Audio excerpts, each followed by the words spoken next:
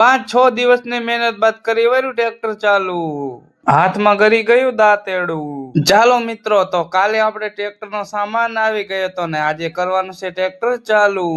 મિત્રો, બાપુએ કાલે લાઇડન તો ચડાવી દીધા હતા, તો હવે વસ્તુ રહ્યું છે હેડ ને થોડુંક વસ્તુ બાકી છે, તો ચાલો ચડાવી દઈ। ચડાવી દીધા પિસ્ટન। તો મિત્રો, આપણે ટ્રેક્ટર તો કરી વાર્યું કમ્પ્લેટ। ટ્રેક્ટર માં હવે ખાલી નાખવાનું છે ઓઇલ, તો પેલા કરી લે બપોરો। તો બપોરો કરીને થોડી વાર પછી મળી। બપોરા કરીને આવી ગયા પાછા ટ્રેક્ટરે, તો ચાલો હવે ટ્રેક્ટર માં ઓઇલ નાખી દઈ। ટ્રેક્ટર માં ઓઇલ નાખીને આવી ગયા ગદબ વાઢવા। હવે ઢોરાને ગદબ તો નાખવો પડે, ભૂખા તો રખાય નહીં, તો ચાલો હવે ગદબ વાઢી લઈ।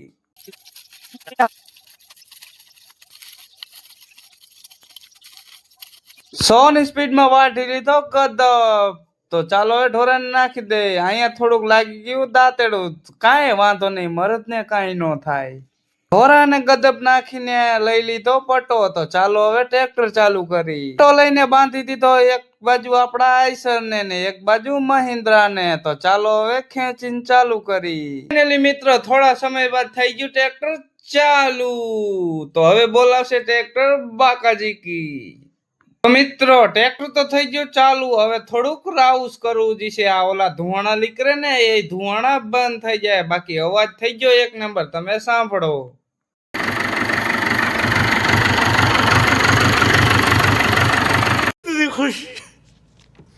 ટ્રેક્ટર ને હવે રાઉસ થવા દે ને, અહીંયા એક હાથે નીકળે છે પાણી, તો ચાલો હવે હાથો કમ્પ્લીટ કરી વારી।